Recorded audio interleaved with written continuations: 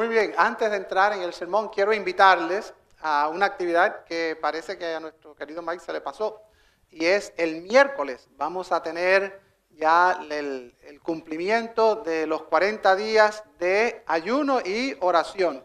Así que vamos a tener un tiempo de compañerismo y vamos a cerrar con brocha de oro. Vamos a entrar en otra fase de nuestra adoración. Así que los invito a que vengan este miércoles a celebrar el final de los 40 días de ayuno y oración. Así que muchos de ustedes han participado, así que espero verlos. Y hoy vamos a comenzar una nueva serie, y esta serie lleva como título Jesús desde una perspectiva diferente. Jesús desde una perspectiva diferente. La muerte y resurrección de Jesús es como un diamante. Okay, una de las cosas de un diamante es que tiene muchas facetas. La luz se refracta en diferentes maneras en un diamante. Y así es como vemos nosotros esta parte de la vida, la muerte y la resurrección de Jesús. Y vamos a verlo desde una perspectiva diferente. Ruego que la luz de Cristo nos guíe a nosotros en esta búsqueda. Así que vamos a orar. Señor y Padre, gracias por este momento que tú nos das juntos. Señor, ayúdanos a tomar este momento de entrada triunfal por lo que es. Señor, ayúdanos a ver todas las facetas, ayúdanos a ver las diferentes perspectivas que existen y ayúdanos a nosotros a encontrar la nuestra que se ajuste a la tuya, Señor. Señor, ponnos en un lugar donde nosotros podamos verdaderamente comprender esto. Señor, nos ponemos en tus manos, en el nombre y por los méritos de Jesús. Amén. Amén. Pues hay muchas maneras de ver los eventos que condujeron a la pasión de Jesús y al evento en sus consecuencias. Y lo vamos a ver desde una perspectiva diferente. Entonces, ¿a través de qué perspectiva vamos a ver esto? Yo tengo aquí un juguete. Bueno, no sé si es un juguete o si es una obra de arte, pero ¿saben lo que es esto? No, no es un telescopio. ¿Qué cosa es? Un caleidoscopio. Entonces, lo que hace es que este instrumento coge diferentes piezas de cristal y cuando uno las mueve, la luz refracta de una manera diferente y uno ve, por ejemplo, miren para ahí qué belleza. Uno ve estos patrones que vienen a nosotros en una manera muy especial. Entonces, vamos nosotros a ver a la luz de una luz de Dios, una luz diferente. Vamos a ver cómo estos trocitos de experiencias se hacen real para nosotros. Hoy veremos los eventos finales a través de ¿quién? Vamos a verlo desde la perspectiva de Simón Pedro. Podíamos haber escogido un montón de personas, pero vamos a escoger la persona de Simón Pedro porque más o menos nosotros nos podemos identificar con él. Este Pedro, vamos a ponerlo así, era el apóstol principal. Fue uno de los primeros que Jesús llamó, fue uno de líder del grupo y también se considera como el pilar de la iglesia. Entonces, si vamos a ver una perspectiva, esta es una buena perspectiva para coger. Pero, tengo que decirles algo, en los 4 evangelios aparece este relato de la entrada triunfal. Y en ninguno de ellos aparece Pedro. O sea, que no hay Pedro, por decirlo así, pero sí sabemos que Pedro fue un testigo ocular del evento. Entonces, aunque él no es mencionado, sabemos que él estaba allí. Y entonces nosotros vamos a ponernos el gorro de detective y vamos nosotros a ver cómo es que esto nos une a nosotros con lo que Pedro estaba haciendo. Vamos, que no es tan difícil de usar la imaginación y de imaginarse esto. La respuesta de Pedro no es una sorpresa para nosotros. ¿Por qué? Porque nosotros probablemente hubiéramos reaccionado de la misma manera. Entonces, vamos a ir a la Biblia y vamos a ver cómo nosotros nos podemos identificar con Pedro. Cómo podemos ver este evento a través de la vida de Pedro y cómo nosotros podemos aprender. Lo primero que Pedro hizo es que Pedro le dio la bienvenida a la emoción. ¿Okay? Pedro le dio la bienvenida a la emoción. Yo creo que Pedro era latino, porque Pedro demuestra todos los rasgos que nos caracterizan a nosotros así. Era bullicioso, era atrevido, era lanzado. Entonces, vamos a ver cómo Pedro le dio la bienvenida a la emoción. ¿A cuántos de ustedes les gustan los desfiles? ¿Ustedes han visto algún desfile? Lo cierto es que aquí en el sur de la Florida no hay desfiles. De vez en cuando, por ejemplo, cuando los Marlins ganaron el campeonato, ¿se acuerdan? Todo el mundo se tiró a la calle con calderas y hicieron un desfile, la gente por aquí y por allá. Pero yo vengo de una ciudad que se caracteriza por los desfiles. O sea, yo viví muchos años en Nueva Orleans. Y en Nueva Orleans, desde los 1800, están celebrando desfiles todo el tiempo de Mardi Gras. Entonces, no es un desfile, la gente está equivocada, no es un desfilito por aquí y un desfilito por allá. Estamos hablando de por lo menos 40 desfiles en 2 semanas de tiempo. Y yo me acuerdo que mi padre, cuando empezamos nosotros en New Orleans y todo aquello, nos llevó al principal de ellos y primera y última vez. Aquello fue increíble, todas las cosas que pasaron. Pero hay otros desfiles, por ejemplo, que son de las comarcas, y entonces a ese sí nos dejaba ir y él mismo nos llevaba, y entonces la pasábamos bien. Íbamos entonces y pasaba el desfile, y el desfile tenía bandas locales, tenía los grandes aparatos esos, las carrozas que pasaban, la gente tirando monedas y tirando collares, y entonces uno dice, no, yo no voy a buscar ningún collar, y cuando llega uno se pone, throw me something, y entonces empieza aquello, y uno se mete en eso, la emoción lo cautiva a uno. Y para hacerle un ejemplo, yo estaba, throw me something, y entonces cuando tiraron un mazo de collares, y yo dije, ese es para mí, y me tiré y me estiré y lo agarré, y cuando lo bajé así, una señora mayor, créamelo, una señora mayor se había tirado conmigo, y entonces me empieza a decir a mí malas palabras. Una señora mayor se tiró, se lanzó. Yo digo, pero ¿y esta señora en qué estaba pensando? Entonces ella se llevó por la emoción, y claro, yo le dije, sí, usted puede decir todo lo que usted quiera, pero yo tengo los collares aquí, mire.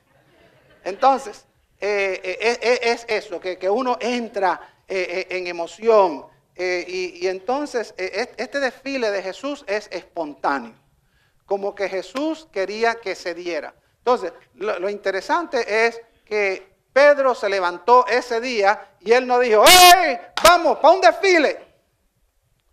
Él se levantó y dijo, mira, un día vamos con el maestro para Jerusalén. Un día de que no sabían qué iban a pasar. Pero antes de llegar a Jerusalén, Jesús hace sus preparativos. Entonces, aquí es donde entramos nosotros. Y para entender esto hay que entender un poco de la geografía de Jerusalén. Jerusalén es una ciudad que está en un monte. ¿Ok? Y entonces, si está en un monte, quiere decir que hay un valle. ¿Okay? Entonces está el valle Jerusalén, pero enfrente de Jerusalén hay otro monte. Y ese monte es más alto. Y entonces, desde este monte de los Olivos, se ve todo lo que está pasando en Jerusalén y uno puede bajar. Y por eso es que dicen, cuando uno va a Jerusalén, va subiendo, pero cuando llega a Jerusalén y viene del monte de los Olivos, va bajando. Y entonces bajan por ahí las personas, y Jesús está en la parte superior del monte de los Olivos y manda a 2 de sus discípulos en una empresa. Él dice que cuando llegaron a Jerusalén y llegaron a Betfagé, y Betfagé quiere decir la casa de los higos. ¿Okay? Parece que habían buenos higos ahí, la cuestión es que le pusieron la casa de los higos. Y en esa aldea Jesús le dice a sus discípulos, vayan, a 2 discípulos. ¿Quiénes eran esos 2 discípulos? pues podríamos ser usted y yo, ¿ok? No tienen nombre. 2 discípulos. Les dice, vayan, ustedes van a encontrar un asno y van a encontrar el pollino al lado. Agárrenlo y tráiganmelo. Y si los dueños les preguntan algo, usted díganle que el Señor lo necesita y que pronto los regresará. Ellos van y ¿qué sucede? Encuentran todo tal como Jesús se los dijo. Encontraron la burra, encontraron el burrito, encontraron que cuando ellos empezaron a desatar salieron los dueños. ¡Ey, qué están haciendo! No, el Señor los necesita. Y entonces le dijeron que lo iban a traer y entonces los dejaron. Aquí quiero que ustedes, vamos a hacer aquí un pequeño paréntesis porque quiero que ustedes sepan que cuando el Señor les dice a ellos, vayan y díganles, el Señor los necesita. Y ellos se lo dijeron. ¿A ustedes no les causa eso algo raro? Esto es del Señor. O sea, ya Jesús sabía quién Él era. Y ahora ellos están también comunicándolo. Ya ellos sabían que Él tenía cierto dominio. Lo que no estaban claros era en qué, ni cómo. Pero ellos sabían que Jesús tenía algo especial. Jesús era el Señor. Y esto lo demuestra porque todo fue tal y como Él dijo. Ahora, hay personas que dicen, ¿saben qué? Ya Jesús sabía lo que estaba haciendo. Ya Él había hablado con la gente, ya Él le había dicho que necesitaba los 2 burros, ya Él le había dicho todo lo que iba a pasar. O sea, que lo que se llama en inglés un self-fulfilling prophecy, una profecía que se autocumple. O sea, que Jesús mandó a la gente, pero ya todo estaba, por decirlo así, ya estaba todo arreglado. Y hay personas que piensan eso. Hay otras personas que piensan que Jesús era Dios y que todo fue según el plan de Dios. O sea, que Jesús sabía lo que iba a pasar antes que pasara porque era Dios. Usted puede escoger, no importa si escoge uno o si otro, lo cierto es que pasó. Y que podía haber pasado de las mismas maneras. Entonces, Pedro, que está en medio de todos ellos, empieza a ver aquí a la gente coger forma. Traen entonces el burro, la burra, perdón, y el pollino, y entonces empiezan a prepararlo, le ponen su ropa, ¿okay? Se quitaron sus mantos, lo pusieron, y entonces Jesús se monta en el pollino. ¿Para qué tanto cuento? ¿Para qué tanto lío? ¿Para qué tanta, parapé? Una de las cosas que hace Mateo es que él siempre va al Antiguo Testamento, pone la profecía y vemos su eco. Entonces, va a la profecía de ¿quién? Zacarías. En el libro de Zacarías, capítulo 9, versículo 9, aparece lo siguiente. Regocíjate sobremanera, hija de Sión. Da voces de júbilo, hija de Jerusalén. Tu rey viene a ti, justo y dotado de salvación, humilde, montado en un asno, en un pollino, hijo de asna. Váyale. Eso fue pronunciado unos 700, 600 años antes de Cristo. Y Mateo lo saca. Pero lo interesante del caso es que Jesús sabía esto y Jesús está llenando una profecía, está cumpliendo la profecía al pie de la letra. Entonces le traen el pollino y él se sienta y la gente, toda la gente está cantando y están diciendo, así es como tiene que ser. Ahora, ¿cuántos de ustedes están esperando al Mesías? Sí, amén. Porque el Mesías dijo que él venía otra vez. Y aquí hay muchos que están esperando. ¿Pero cómo están esperando? Esperando como que viene en 1 minuto, como que viene en 5 minutos. No, bueno, se tardó 2000 años, yo creo que se va a tardar 2000 más. En aquel tiempo ellos estaban en las mismas, pero no como nosotros. Ellos estaban esperando. Todo el mundo sabía lo que iba a pasar. Todo el mundo sabía las profecías. Todo el mundo hablaba de ello. Y estaban subyugados por los romanos. Entonces ellos decían, hace falta un Mesías. El Mesías tiene que venir. El Mesías tiene que liberar. Entonces todo lo que se hablaba era el Mesías por aquí, el Mesías por allá. Y de pronto se aparece Jesús y dice, yo soy el Mesías. Aquí está el Mesías. Entonces estas profecías empiezan a cumplirse. Los discípulos pusieron sus ropas sobre los burros. Y es posible que Pedro haya cogido su manto y lo haya puesto. Y Jesús se sienta arriba del burrito. Y entonces empieza aquella comitiva a ir hacia Jerusalén, a bajar. Y así el desfile está en marcha. Estamos en camino. ¿Cuántos de ustedes se han metido en una comparsa así? ¿Cuántos de ustedes se han visto en un desfile así? Que usted no sabía exactamente lo que estaba pasando, pero usted... Lo cierto es que Pedro y los discípulos y la gente que estaban allí captaron la idea rápidamente. Dijeron, aquí, para adelante. Aquí nosotros vamos a hacer la coronación de Jesús real. Aquí vamos a darle a él un título. Y entonces Pedro está emocionado. Pedro está emocionado. Le da la bienvenida al desfile y todo el alboroto que viene con eso. Y está, eso es, el Mesías viene. Y entonces todo el mundo sigue. Imagínense ustedes la montaña, imagínense ustedes el camino, imagínense ustedes la gente gritando, la gente diciendo. Y entonces Pedro se ve dándole la bienvenida no solamente a la emoción, sino también a la expectativa. Porque este desfile tenía un porqué.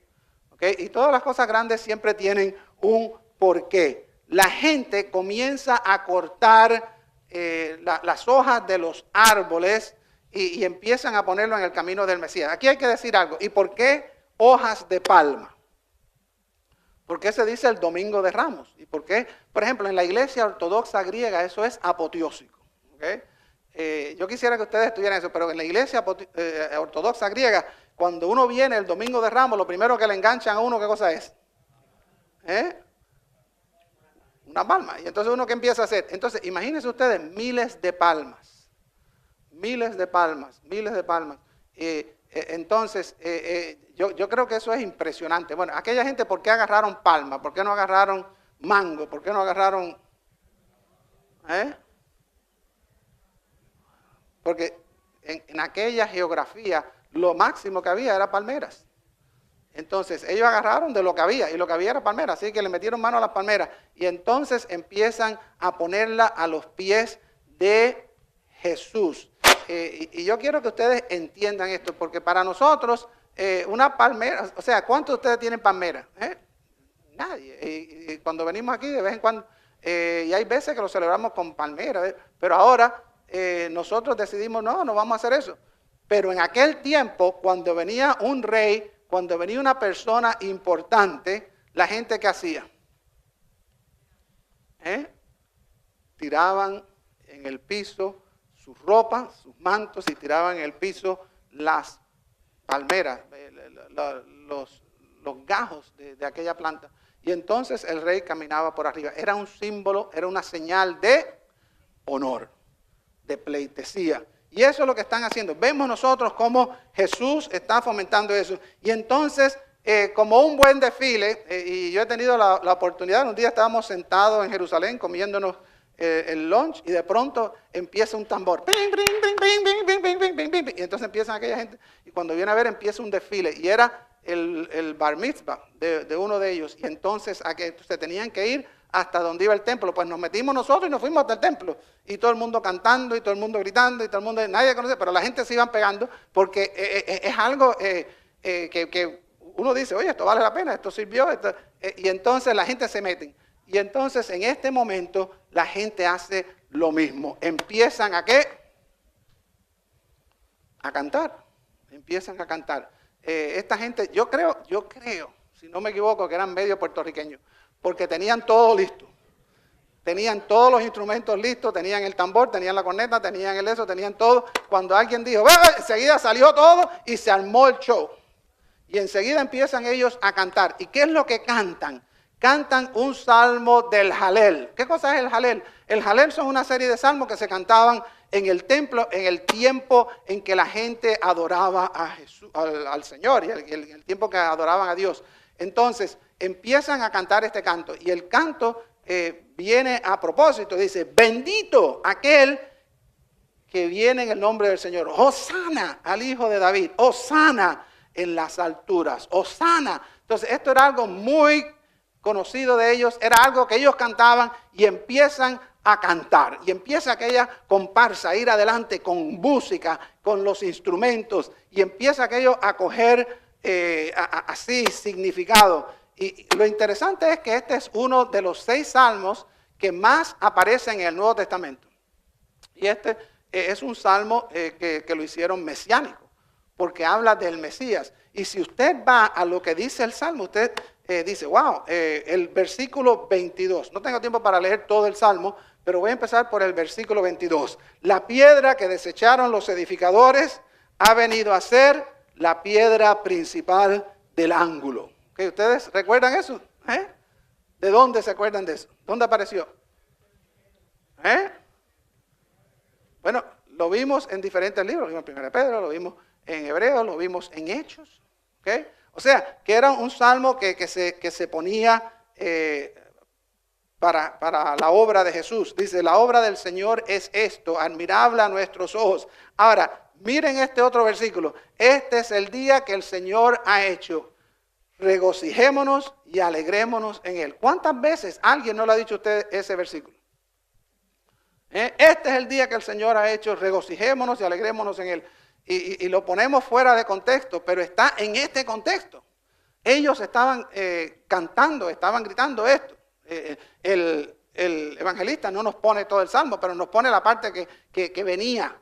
Entonces vemos que acto seguido dice, te rogamos, oh Señor, sálvanos ahora.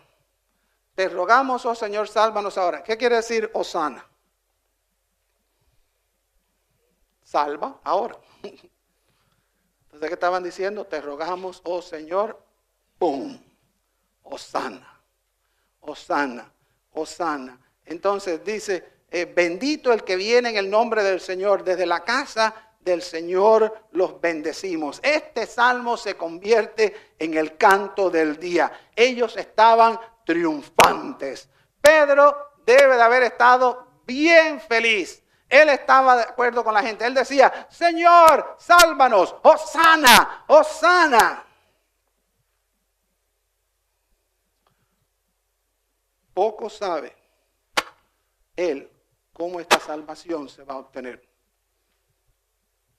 Pedro, al igual que aquellos discípulos y que la multitud, pensaba que Jesús iba a tomar el control político de la situación, que él iba a ir al templo, se iba a declarar el Mesías, que iban a rendirle pleitesía, que iban a venir, quién sabe, ángeles, iba a venir un ejército, que iban a enfrentarse a los romanos, que todo aquello se iba a acabar, que los líderes religiosos se iban para la porra. Jesús ponía un reino nuevo. Y eso era motivo ¿de qué? De su gozo, de su exuberancia, de todo ese jubileo. O sea que Pedro le dio la bienvenida a la emoción, Pedro le dio la bienvenida a la expectación. Las profecías se estaban cumpliendo, Jesús era el Mesías. Y ahora Pedro le da la bienvenida al final. Al final. Ya habían pasado 3 años de discipulado, ya Jesús había hecho un montón de milagros, ya se había enfrentado con todo el que tenía que enfrentarse. Ahora él nada más que tenía que decir, ahora es mi reino. Entonces Pedro podía decir, como se dice en New Orleans, laissez rouler le bon temps.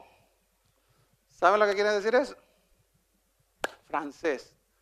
Dejen que las cosas corran. Dejen que los buenos tiempos corran.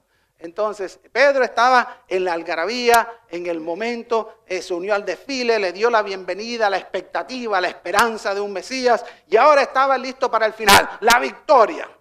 La victoria. Todo el que ve un juego, un partido en televisión, sabe que el partido va a terminar. Yo no sé ustedes, pero están mirando ustedes ahora los campeonatos de básquetbol. Están definiéndose. Y ahora tienen el de las damas, después viene el de los hombres. Pero lo que quiero que ustedes sepan es que estos juegos, todos tienen ¿qué cosa? Tienen un cronómetro que cuando lo empiezan, termina. Entonces, cuando se terminó, se terminó. Y ahí quedaron. ¿Okay? Entonces, Pedro está mirando a través de ese lente. Pero poco sabía. No tenía idea de cómo iba a surgir el Viernes Santo. O sea, él ve la algarabía, él ve la esperanza, él ve el Mesías, él ve las profecías cumpliéndose, él ve que están en Jerusalén, él ve que todo está listo. Pero a pesar de todo el gozo comunitario que había en ese momento, Jesús no lo comparte. No vemos a Jesús contento, no vemos a Jesús dando brincos y saltos, no vemos a Jesús diciendo, sí, sí, vale, vale. Vemos a un Jesús que es llevado, vemos a un Jesús que es arrastrado. Y cuando Él llega a mitad del camino, o sea, que está en el monte de los olivos y está viendo a toda Jerusalén, se ve toda la ciudad, créanmelo, y está mirándolo todo. El evangelista Lucas nos da a nosotros otra parte que aquí no aparece en Mateo. Y Lucas dice lo siguiente, en el capítulo 19, versículo 41, dice que cuando Jesús se acercó, al ver la ciudad, lloró sobre ella. ¡Wow! Qué ironía, qué cambio. O sea, que la gente está alborotadas, la gente está lista para hacer de Jesús un rey. La gente está en la expectativa, la gente está. Y Jesús está llorando. Jesús está llorando. Algunos que lo vieron dirían, está llorando de emoción. Pero Jesús estaba llorando porque sabía lo que venía. Entonces dice el evangelista Lucas que Jesús dijo, si tú también hubieras sabido en este día lo que conduce a la paz, pero ahora está oculto a tus ojos. Porque sobre ti vendrán días cuando los enemigos echarán terraplén delante de ti, te sitiarán y te acosarán por todas partes. Te derribarán a tierra y a tus hijos dentro de ti, y no dejarán en ti piedra sobre piedra, porque no conociste el tiempo de tu visitación. ¡Wow! Como se viró la tortilla, ¿verdad? Ellos estaban embelesmados con el Mesías, ellos estaban alegres, ellos estaban con gozo, ellos estaban henchidos de triunfo, ellos estaban esperando la nueva era del reino. Y Jesús dice, ustedes no la ven, ustedes no la ven, ustedes no la ven. Lo cierto es que todo empieza a cambiar. Tú sabes que tú puedes elegir qué perspectiva tú vas a tener de este evento. Porque claro está que tú puedes ponerte con Pedro y puedes ponerte en su perspectiva, pero claro está también que tú puedes ponerte con Jesús. Y en vez de ver el triunfo, puedes ver la cruz. Porque antes de la resurrección, acuérdense que viene la cruz. Y nosotros hablamos mucho de la resurrección porque en realidad la resurrección es todo lo que importa. Pero tuvo que venir la cruz.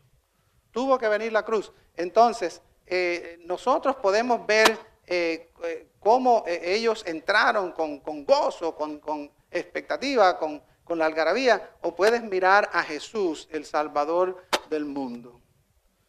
Ya tú sabes lo que va a pasar. Ya tú conoces la historia. Las cosas van cuesta abajo durante esta semana. Judas, por 30 piezas de plata, va a traicionar al maestro.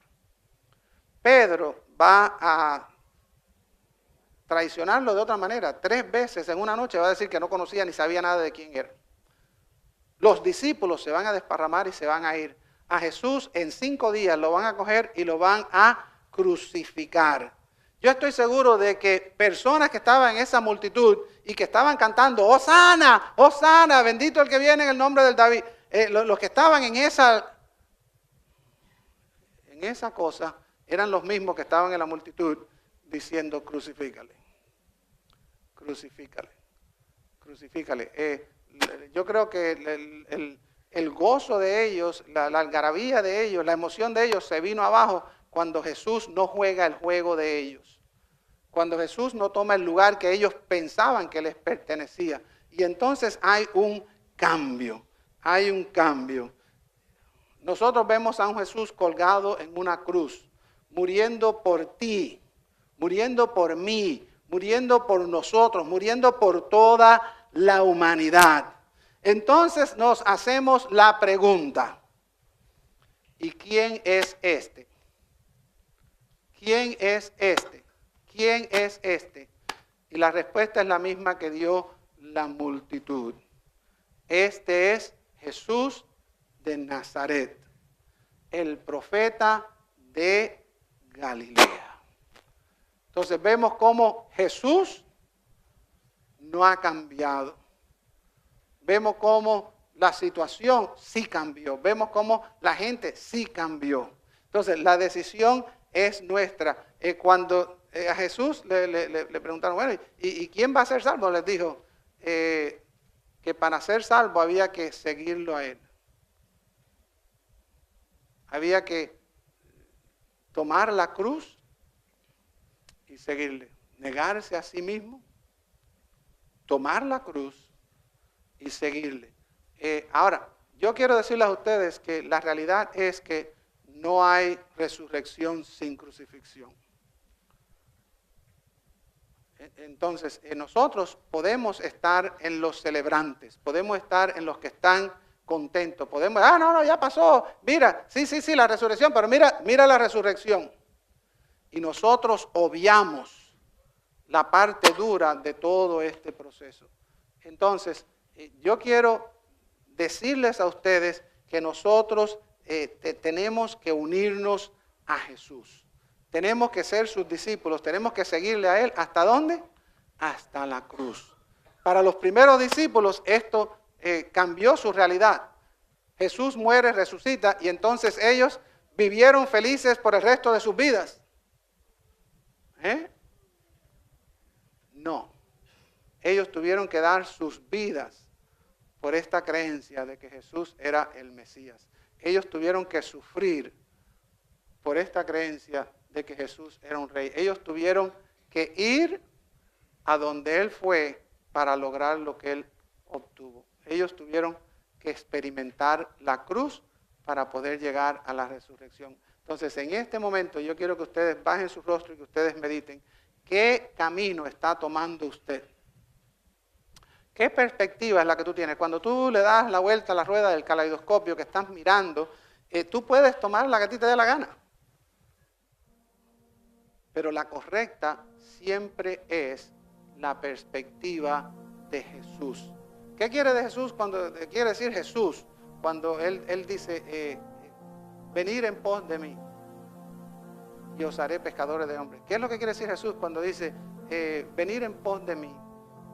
Yo os daré una cruz y ustedes van a ser mis discípulos. O sea, que no queremos eso. Tal vez eso fue lo que motivó a Judas a traicionarle. Vio que se estaba encerrando aquello y que no iba surgiendo y dijo, no, esto tiene que surgir. Entonces, nosotros somos los que decidimos. Nosotros somos los que decidimos. ¿Qué quiere decir? Niégate a ti mismo. Toma tu cruz y sígueme. Entonces voy a pedirle a ustedes que bajen su rostro y que mediten en esto. Y voy a hacer una pregunta. ¿Dónde estás tú? ¿Dónde estás tú? ¿Estás viendo a Jesús o estás viendo el desfile? ¿Estás tú con los que están con gozo, con expectativa, esperando un final que nunca se va a dar? ¿O estás tú con Jesús sufriendo por aquella Jerusalén que no sabía ni lo que estaba pasando y que iba a ir a una cruz? Si tú estás dispuesto como discípulo a ir a la cruz, yo te voy a pedir que te pongas en pie. Ponte en pie. Si el Espíritu Santo ya ha tocado tu vida y tú dices, yo estoy dispuesto a ir a la cruz de Jesús, yo estoy dispuesto a seguirle hasta la muerte. Yo estoy dispuesto a dar mi todo por Él. Mi todo por Él. Cuando Jesús vino a este mundo, Él no solo fue a la resurrección. Mira, voy a resucitar. Él fue a la cruz. Y en la cruz fue donde nuestros pecados fueron perdonados. En la cruz fue donde el diablo fue echado. En la cruz fue donde Jesús puso las cosas como tenían que estar. Y nosotros nos identificamos con eso. Ahora, si esta es tu primera vez en decirle a Jesús, Señor, yo reconozco que soy pecador, yo reconozco que necesito de ti, yo voy a esta cruz que tú me pones. Si esta es lo que usted siente en su corazón y esta es su primera vez, pase aquí adelante, yo quiero orar por usted. Si usted ha dicho, Señor, toma mi vida completamente y haz lo que tú quieras.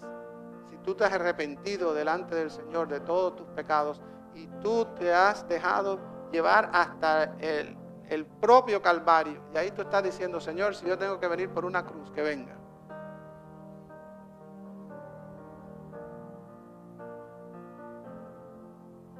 Los que quieran, tienen una tarjetita roja ahí delante, llénenla. Porque es importante saber. Y juntos, vamos hacia adelante. Que el Señor me los bendiga. Pueden